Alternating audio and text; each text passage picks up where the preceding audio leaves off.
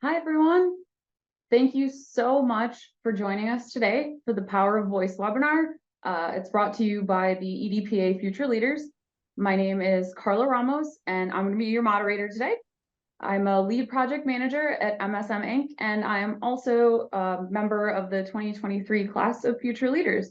But really, I'm just super excited to announce that we are going to be here with two industry titans. We have Tara Erickson, the CEO of B-Matrix, and we have Rob Cohen, the owner of Display Supply and Lighting. Carla, you want me to do a quick intro? Absolutely. All right, sounds good. Hi, everyone. Thank you so much for joining. Great to see everybody here today. As Carla said, I'm CEO of B-Matrix USA. All that means is that I hire people significantly smarter than I am, give them the resources and get obstacles out of their way so they can be successful. So that's what I do. I've been at B-Matrix for about 5 years now.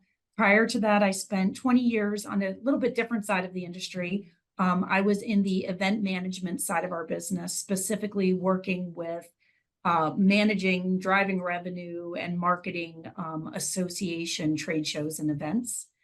When I am not here at B-Matrix in Atlanta, I am busy with my meenagers. I have 2 kids. I am their personal Uber driver and bank account, which I enjoy every minute of. And today, my goal is just to have you see me as a resource. If there's anything that I can do, one of my favorite parts of my job over the years has been coaching and growing and supporting team members as they come up through their career. And if there's anything I can do to support you, I hope that you'll reach out. And I'm Rob. I'm an owner of Display Supply and Lighting. This is my 29th year of my life sentence in the live event industry. Prior to this, I was a corporate attorney for a little over 10 years. You can hold it against me why my wife almost didn't date me because of my prior career. I have 2 grown daughters, one married, one engaged, and am blessed with a granddaughter as well. My favorite child, though, remains my Wheaton Terrier, Ella. I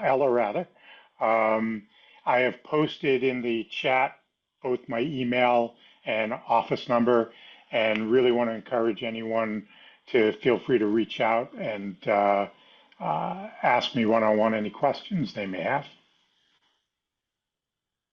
And just so the audience here knows, we do have an active chat, so please feel free to drop in any questions, comments, ideas, anything that you guys want to talk about. Just go ahead and drop it in there. We will be reviewing that throughout the webinar. And also, we're going to be doing a few live polling questions. So whenever we call those out, feel free to participate. You know, we're really looking forward to some audience participation on this one. We really want it to be more of a conversation. So we'll get right into it. Let's start with how you guys got into the industry. Rob, I'm going to direct this one at you first, if you don't mind. What inspired you to work in this industry? So I grew up working in a family lighting and electrical supply business and was looking to leave the practice of law and purchase a business.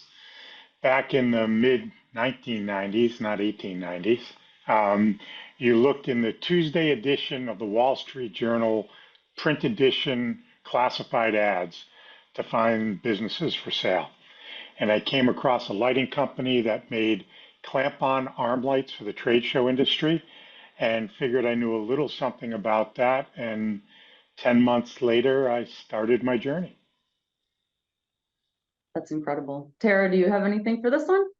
Yeah, I kind of fell into the industry. I graduated from college and wanted to make some money, and landed a job in full commission sales, telephone sales, selling over the phone, which was awesome.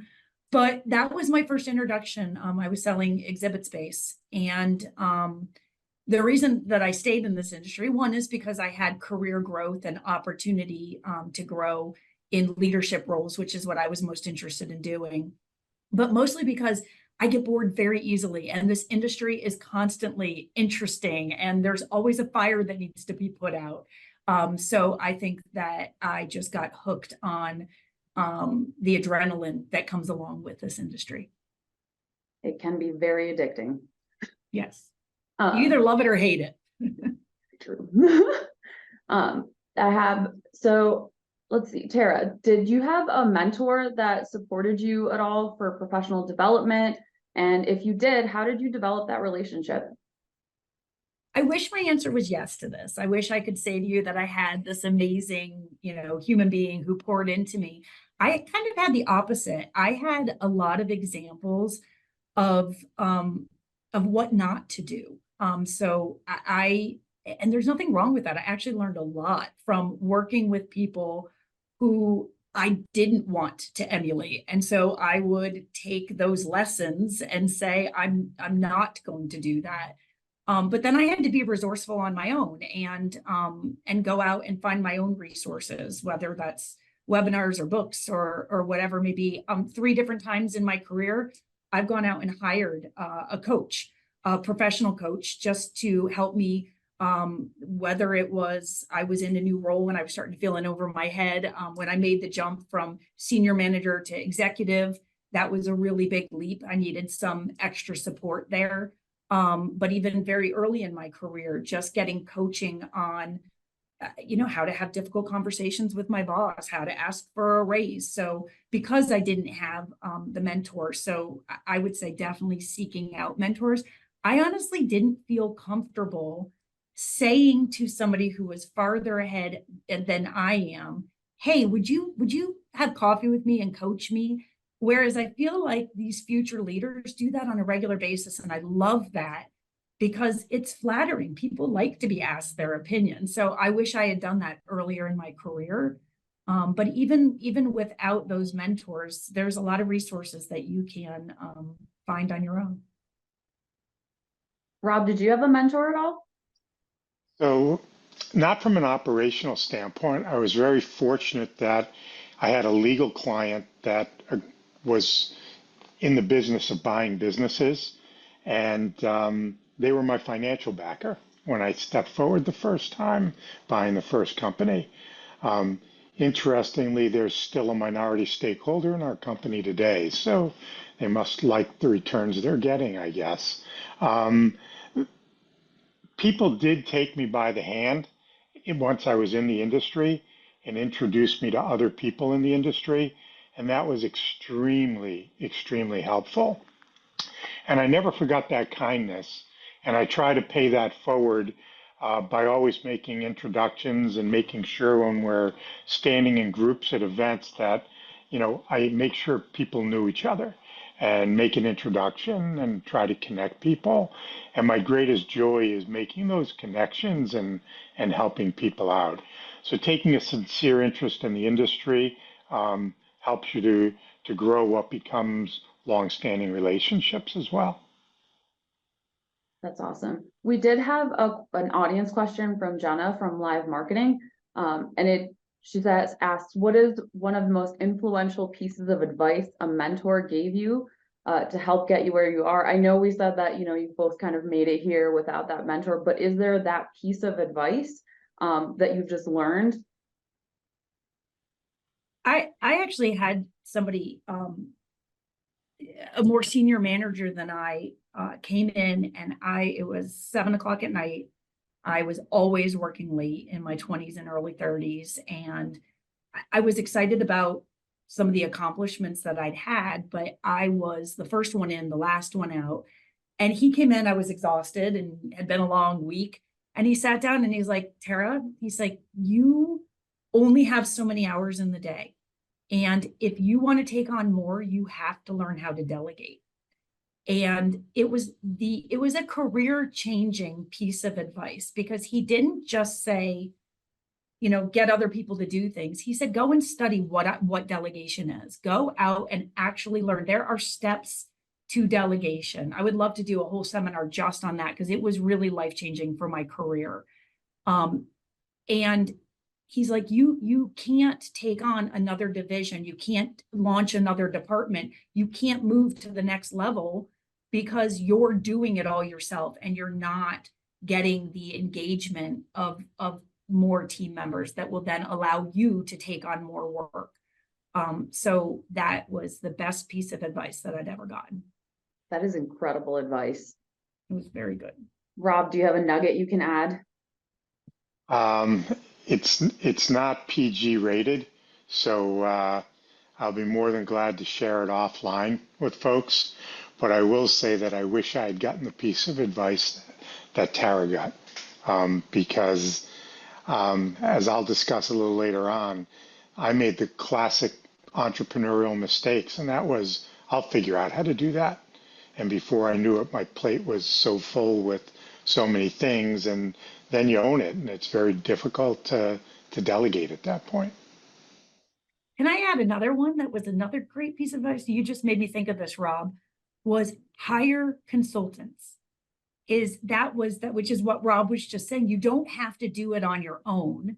You can find somebody who is an expert in that area. You don't necessarily, it's not even that expensive. Most people, you can get legal advice for, an hourly rate. You can go out. If there's something that you don't know how to do, find somebody who you can pay an hourly rate to sit down and teach you how to do it. So, getting consulting, have a financial consultant, have consultants for areas in your life or areas in your work where you just need some added advice. Don't always try to figure it out on your own.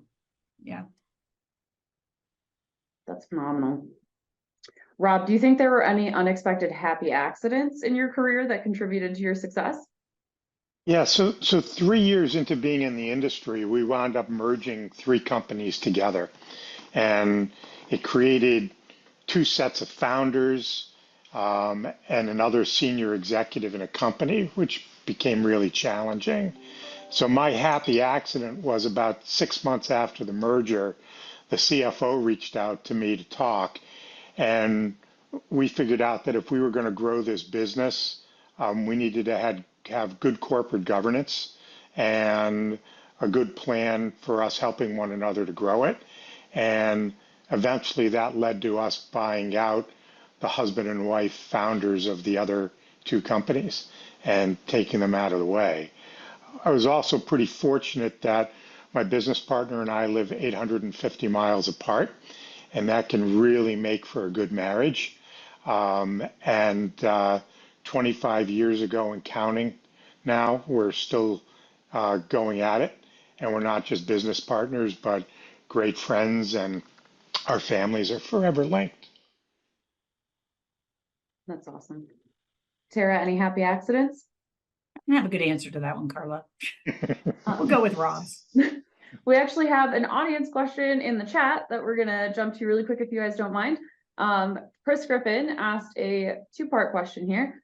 Since you are both parents, part one, would you encourage your kids to get into this industry when they're age appropriate? And B, what expectations would you set for them or any young professionals entering this business, knowing what you know about this unique and sometimes demanding industry? That's a great question, Chris. I guess I was fortunate I didn't have to cross that road because neither of my daughters had an interest in business, and their partners in life are engaged in other things. I did, however, when we merged the three companies together, there was a lot of the other owner's family in the business, and I found that to be really toxic.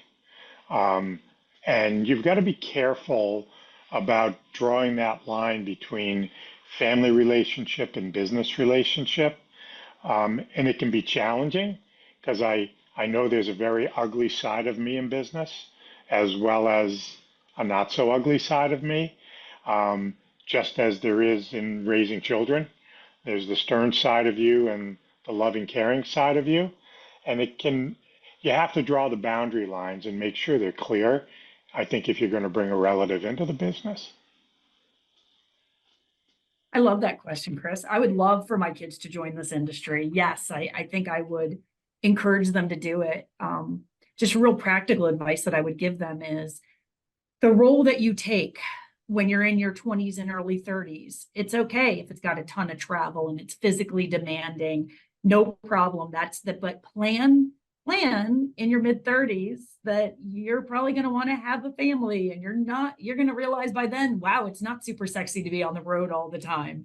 And so always be investing in the people around you so that they can fill that role, so that a big problem a lot of people have is they can't move into another position because there's nobody as good as them in the role that they're in. So I would encourage them to mentor people around them so that they can then be freed up to move up and move into a different position.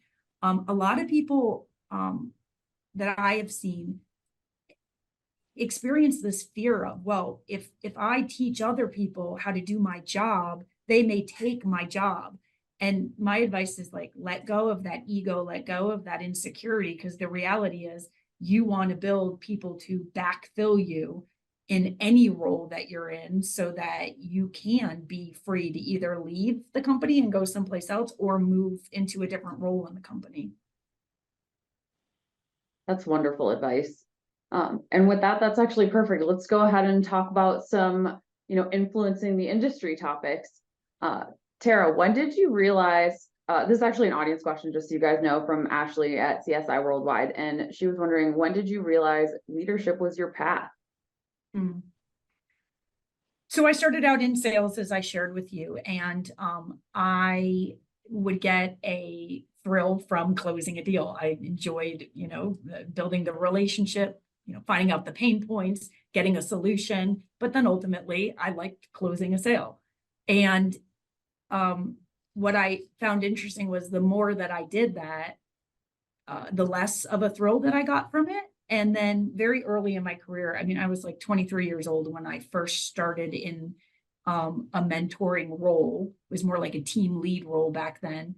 And what I found was even more excitement from working and coaching with, somebody and then having them close the sale. Like that brought me more joy, was seeing, and it also, I got significant joy out of people who thought this was the best I could do, but then, you helped see them from a different perspective and see how much more they could do. And then they exceeded even their greatest expectations. But I work, my whole career, I've worked with some amazing sales professionals. And I always say there's a fork in the road. You have to make a choice at some point. Are you going to go the leadership route, or are you going to go the professional sales route? Because honestly, the professional sales route a lot of times makes more income than leadership. Leadership isn't always, depends on what department you're in, but isn't always the highest paid department. So I would also say if helping people, coaching people, bringing people up is not a joy, oh Lord, don't go into leadership, because that is what it's about. It is about you being on the bottom and everybody else being above you and you helping them grow. So yeah, I guess I found out early in life. Rob, how about you? I think Tara's points are great. What I'd add to that is I was fortunate to have the opportunity to get involved in some not-for-profit organizations back in my legal career.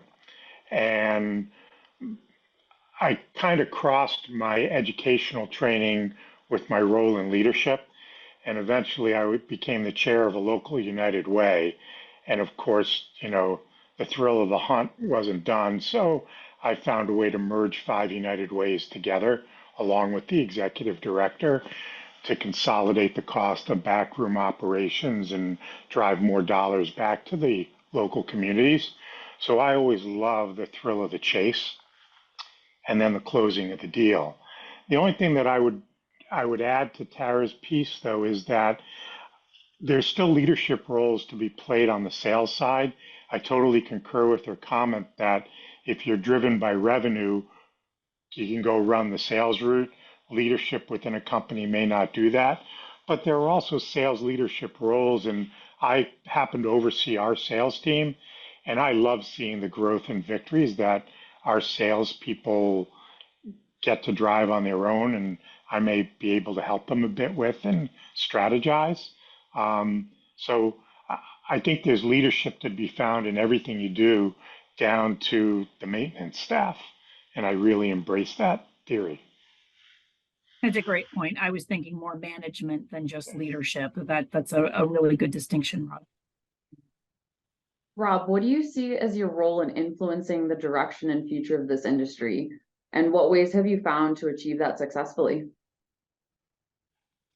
So I think my current role in the industry is to help advocate for the good of the industry over the long term.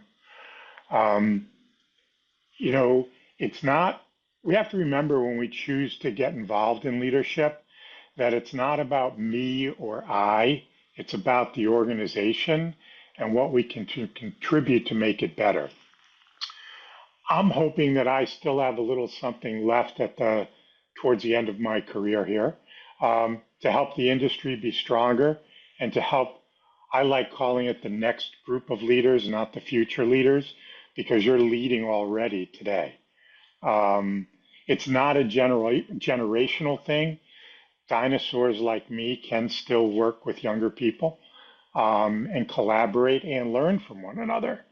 Um, Part of the reason I love being involved in the university affiliation programs is to learn a perspective of new designers, because it's not what I'm thinking.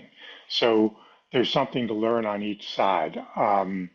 We also have to listen as older leaders or more mature leaders, to get fresh ideas and perspectives, um, and to collaborate, and also to make sure the history is not forgotten so that people don't have to make the same mistakes that we made or people before us. Tara, what do you see as your role in influencing the direction and future of the industry? I don't know, it's a hard question because I just see myself as a member of this industry and proud to be a member. I think what Rob just said about it being collaborative and us learning from each other, I would say what's really important to me and I'm really passionate about is engaging with local and national associations within our industry, because you've got power in numbers and seeing where is there a need that I can fill. At the moment where I see that is I worked for 20 years specifically with associations on a very different side of associations. So I've worked and sat in, I don't know, hundreds of association board meetings across multiple industries and just seen how associations work. So I love having a seat at the table of some of our local and national associations. I think that I have a little experience there that we can pull off of. One of the things I'm really passionate about and working at B-Matrix has opened my eyes to how unsustainable this industry is. And because the owners of our company are just have been focused on this since they started the business 30 years ago, they're just much farther ahead than many business owners are in this industry. And I've got quite an education from them. So I love sharing that with other people about how they can make their carbon footprint personally smaller or for their business smaller. And I think that that's something that as an industry we need to continue to focus in on. So maybe that's an area. I will also tell you, I get a lot of questions as a female CEO. You know, they use a lot of people ask me about being a woman in the business world. So I'm also, you know, feel like there's opportunities to share what I've had a really positive experience, and worked with amazing coworkers and people above me where I've had some great experiences in that area. So I don't know if that answered your question, but maybe that's what I have to contribute. Honestly, that's great. Tara, how did you feel like you found that voice? You know, obviously, you know, you've had your challenges to go through. Was it difficult to find a voice in this industry? Not really, because we have such great associations. I don't think it is. I think our industry is very small, very tight knit. It feels like a family. Honestly, the industry is welcoming. I think that they do a good job of welcoming new people in. And it's very easy to feel like you have an impact when you're working with an association. So between EDPA and ESCA, there's multiple opportunities to have an impact and to participate and help the industry grow. Rob, how do you think you found your unique voice, or if you have anything to add? I'm a big mouth lawyer. It's not hard to find your voice. I was fortunate to be given the opportunity to serve on the board of the EDPA and to learn about the industry from those who are already there and in senior leadership positions. I'd encourage people not to be wallflowers. You're in the room to be a part of the conversation. Be a part of it. You have a lot to add there. Let your work speak for itself. Don't feel that you have to speak for yourself. And keep the focus on what the group can accomplish together. I was very fortunate to be asked to serve as president of the EDPA back in 2011, and equally fortunate to be asked to rejoin the board now. And I know my days are now numbered, so I try to get my points in and remind people of different historical events that can help us to work on current events, and to learn personally fresh perspectives. And I think that's what it's all about, being in the room. That's awesome. We did have an audience polling question go out just so that everyone knows. And the question was, do you feel that you're able to use your voice to influence direction at your organization and department? So just audience, make sure that you, oh, here come the results. So it looks like about 70% said, yes, you are able to influence the industry. And the other 30% said somewhat. And the fact that nobody said no, not at all, I think is a fantastic thing to learn, and really goes to Tara's point that it is open to everybody and it is a small community and you can have your voice heard. And as we kind of go into that. Yeah, just can I speak to that just real quick? Because the question was about, is your voice heard within your organization? I love that 70%. I wasn't sure what that was going to look like with future leaders. Do you feel like you're being heard? Gosh, that's healthy. I love seeing that it's 70% do feel like it's being heard. For the 30% who don't, you didn't ask for advice, but I guess that's what we're here for. So I'm going to share unsolicited advice. My advice would be to read and watch content on managing up. And if you use that keyword, you'll get all kinds of articles and information about how to get your voice heard, how to manage your boss, how to get your boss to do the things that you need them to do, and how to be heard. So that just my 2 cents there is that was somebody used that term with me, managing up, years ago, and I remember Googling it and just getting all kinds of great information on how to make my voice heard with the people above me. That's worth way more than 2 cents. Rob, anything you can add to that? I think that was, phenomenal advice. I think that was great. Okay. All right, we're gonna go on to some questions about future leaders while we've got them all here. Tara, what contributions and new perspectives are needed from future leaders these days? Future leaders are my favorite team members in my company to work with. And I don't know if I'm answering this, but this is how I'm going to answer it. What I would define as a future leader is somebody who looks for challenges or problems within their business and then goes out and helps to find a solution to that. That to me is what a future leader is somebody who doesn't come in and do a job. They're in a career. They see themselves in this career long-term and they want growth. So they're not just coming in and doing the 10 things outlined in their job description, coming into work and leaving at a certain time and getting their job done. They're looking at their business through the lens of what are the challenges that we have in our company, in my department, in my team, and how can I then go out and suggest and find solutions to those problems? And in thinking about getting ready for this call, I was thinking about the fact that 4 or 5 of the titles, the job positions that I've had in my career, that title never existed before I was in it. And the reason why is because I was always looking for okay, what are these challenges? And then coming up with solutions. And that would become a department. That would become a division that I then headed up. And so future leaders, if you're always looking for that, what is where are we having a pain point? And let's see how I can contribute to making that pain point go away. It could turn into your next role at the company. Rob, I would love to get your take on that too. Sure.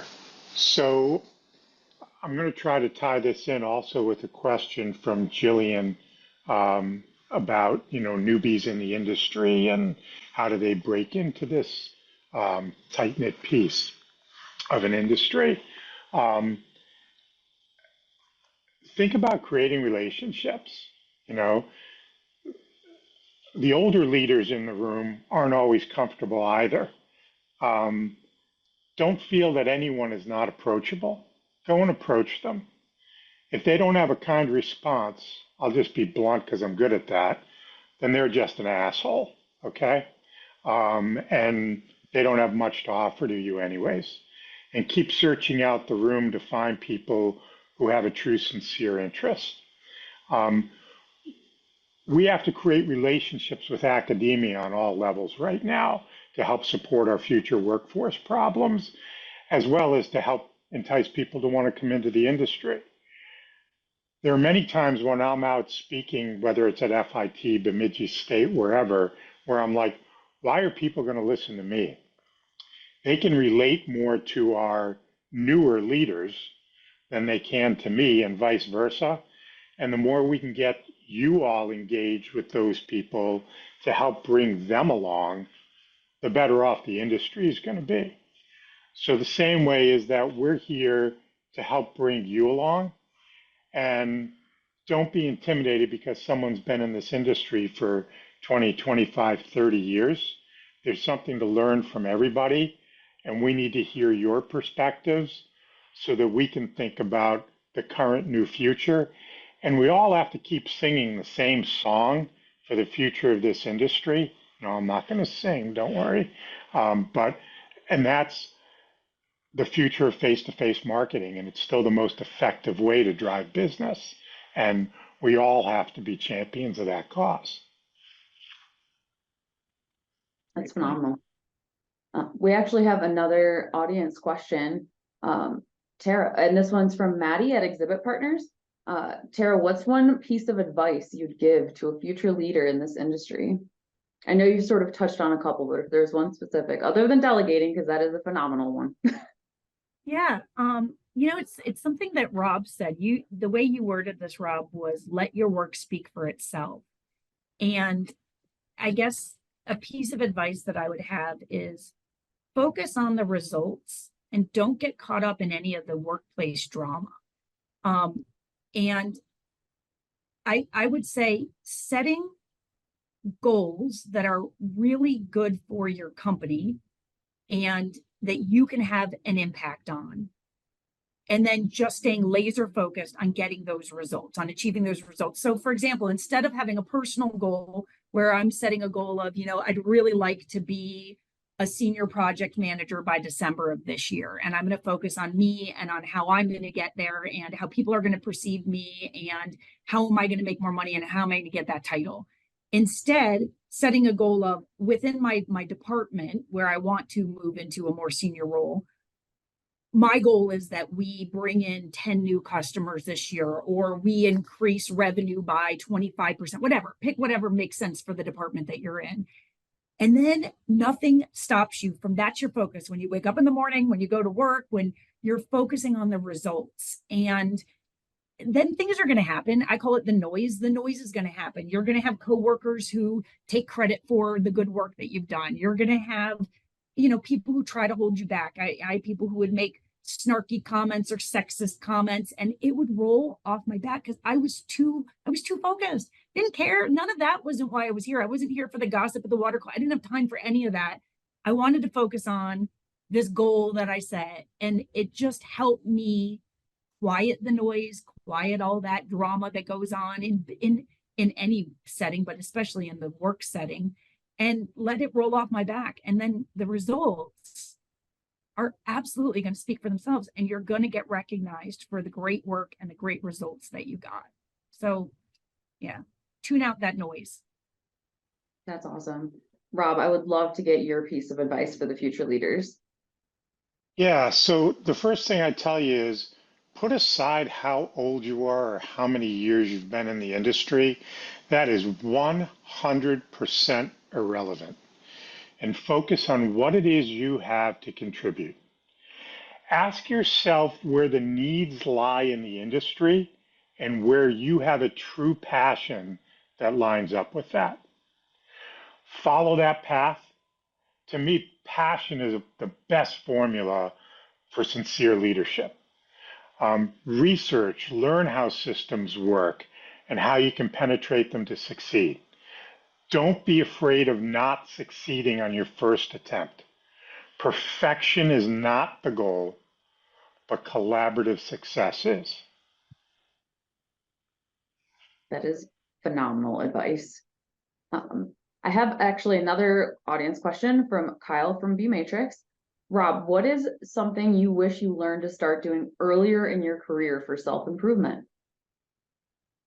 That's a great question. And it there was something that I started doing before the pandemic that's made a world of difference for me. I actually sought out a private, everyone's going to laugh at this one because it's not me. I sought out a private meditation and relaxation coach. I'm about as AAA as they come, and I could fly off the handle at a moment's notice back then. And it really taught me how to take a deep breath, how to listen better, how to find ways of relaxing. I could be on a conversation and sometimes be two steps ahead of somebody and just want to get to that and forget the importance of letting them get there. And this has allowed me to do that. I'm on a conference call. I can get myself to take the deep breath, sit back, and not just jump to where I want to get to, even if it's going to take an extra 20 minutes to get there. So that was a huge difference in my career in my early 50s, as I'm now in my early 60s, and has made the last 10 years a lot more enjoyable for me. That's awesome. Tara, anything to add for this one? You know, I wish that I had learned earlier in my career about work-life balance, that I control that, not the people around me. So setting up healthy boundaries. And I'm glad Kyle's the one who asked this question. And I'm glad Kyle's wife is on the phone while I'm answering this question, because I think it's important. I think you have to have healthy boundaries. And I think that, you know, if you don't shut it off, the job is never going to be done. The work that we all have, there has never been a point at any job, any title, any career path that I was on, that I went home at the end of the day and I'm like, oh, all of my work is done. That's just not the world that we live in, right? It's never going to always be done. So setting up healthy boundaries, and then realizing, okay, this is where the delegation came in. I wasn't able to set those healthy boundaries until I was able to do a better job of delegating to other people, or letting things go, or trusting my coworkers to get it done, not taking it all on my own, or asking for help. Sometimes you need to say, you know what? I would love to get that done for you, but in order to do that, I'm going to need administrative support, or I'm going to need this type of software. So getting the resources that you need so that you can have healthy boundaries. So That's awesome. I'd love to add something here.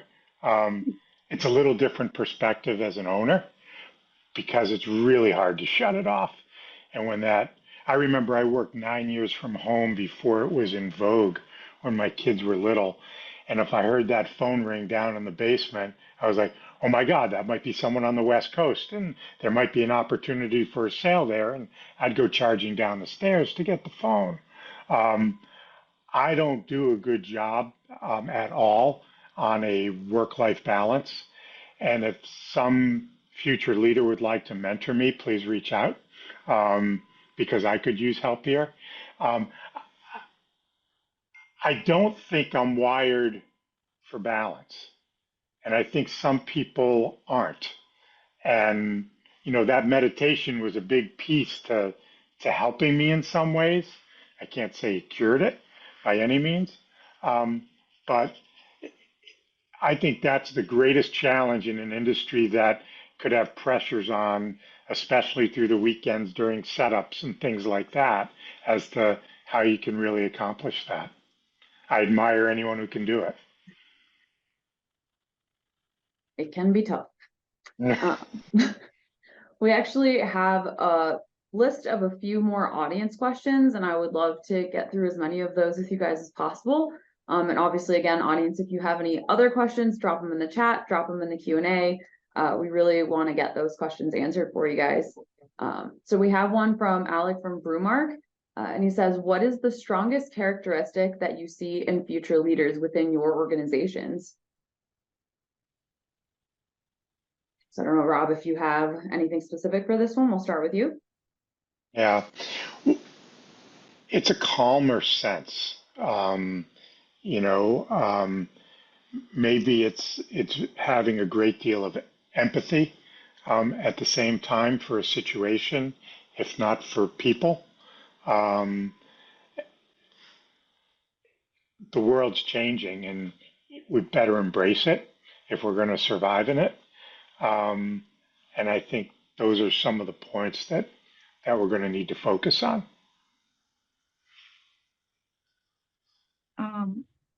Yeah, and I would say that the skill set of future leaders that I see is they make sure that their voice is heard in I guess two things. Humility is one, is not feeling like they have to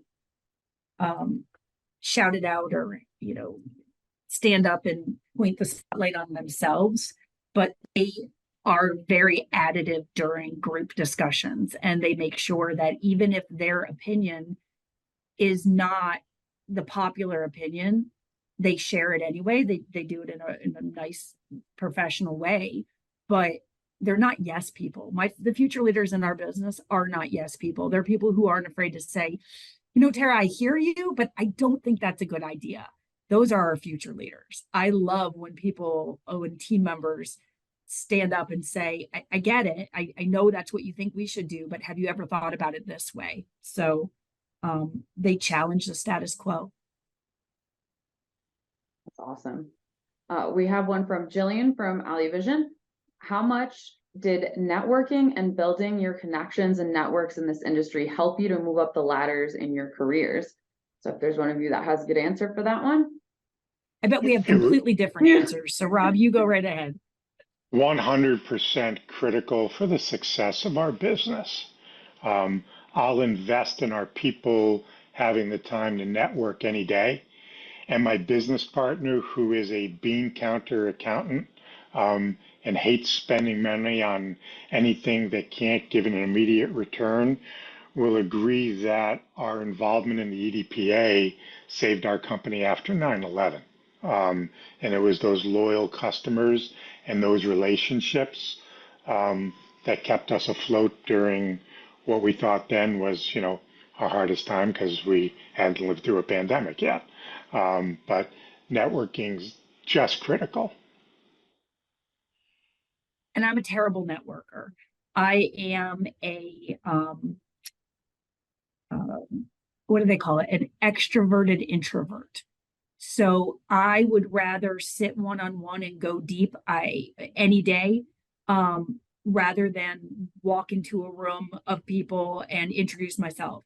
I'm very good at that. I've learned how to be very good at that. I make it look very natural, I think, but that is not where I shine. I am not interested in it at all. You will always find me sitting at one of the round tables, meeting somebody new, but going deep and learning more about them. I am not a good networker. I think you can still develop relationships without being great in those group settings. I'd say it took me a long time to learn that about myself, so that when I am in those situations where I'm networking, I've learned that I'm more comfortable in this smaller setting. So I wait till a few people get their drinks and sit down, and then I'll go find somebody I don't know and sit next to them and have that conversation. But I think networking is very important. The only thing I'll say is I think there are a lot of people who are not authentic in their networking. And to me, it's all about relationship building. Whereas Rob is a great example. He is such a good connector of people. Rob introduces me to other people and takes the time to share his connections, but he goes deep with his relationships as well. So being really authentic. If you're just out there to shake someone's hand because they may be able to buy one of your products or do something, that is, it's not going to be fulfilling and it won't get you anywhere. But networking is something that I am constantly having to force myself to get better at. As a I want fellow to extroverted introvert, thank you, because it makes me feel better. I want to stress, what Tara was just saying, the authenticity or sincerity is critical. Don't think because you're buying drinks at the bar, everybody loves you.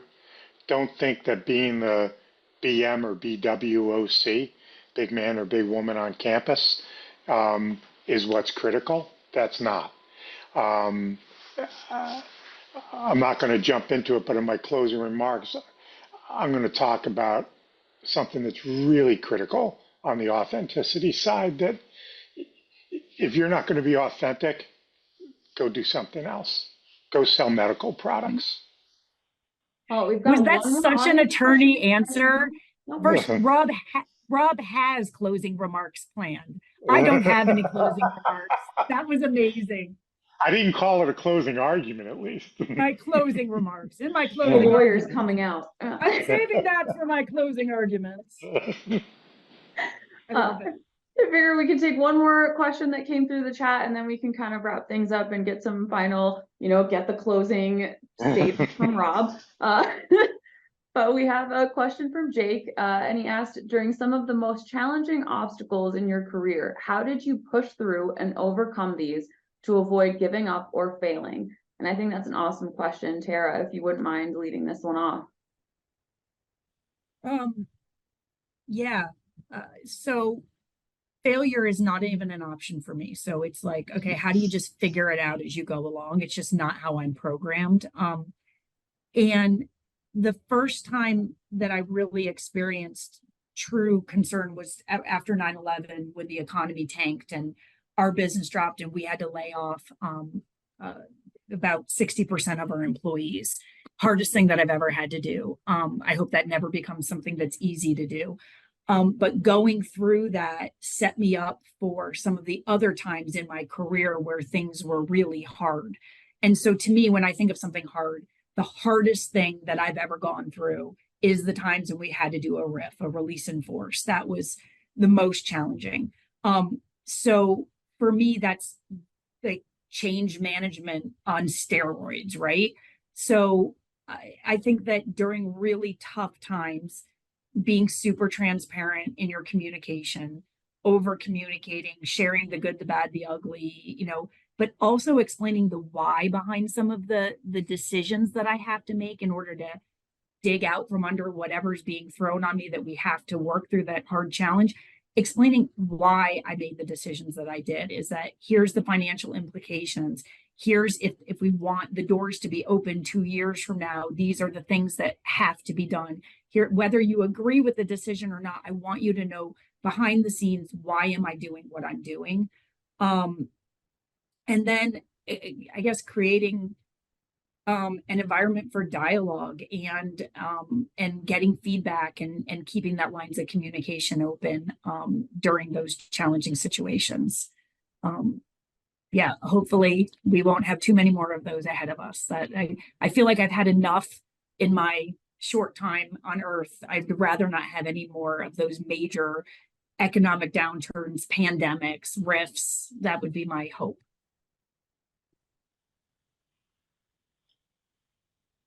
Rob, anything you can add to that one for Jake? I laughed because top of my mind was what Tara said. Failure's not an option. That doesn't mean that there weren't some nights when I was very close to the fetal position. as a business owner, I'll say to anyone who's an employee out there, if the owner doesn't care, you're not working at the right place. I know that transparency is important. As an owner, I can't be transparent about everything, but I can be about a lot of things. And the first thing in an economic downturn that my partner and I were transparent about was, we're going to take a bigger pay cut than any of you. That's important. And if an owner's not willing to do that, then they don't really care about their family.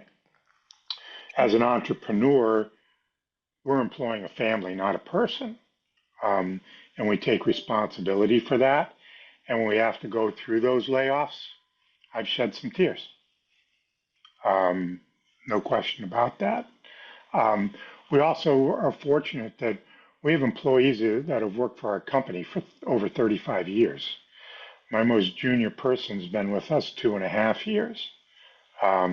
We'll now celebrate a second employee's 25th anniversary next month. Now, that might be stupid from a management standpoint because maybe we're paying them too much money now after all these years, but I'd rather have that and have the continuity than the turnover. So a lot of frankness and open discussions are really critical, like Tara said. And that means you're working with good people and you're working with them, not for them. I would love to get, any sort of parting words of wisdom from you guys. Tara, I know, we're apparently a statement is being read from Rob, but we would still love to hear, any little bits of wisdom that we may have not talked about and things you want to share with the future leaders. Let me go first because his is going to be better. So I'm just going to recap just my highlights. Let me just recap the highlight reel. Focus on the results and not on the noise. Identify a challenge or a problem with your organization and come up with a solution. Be that solution finder. Master the art of delegation. And I think there's one piece I didn't say that I absolutely should have.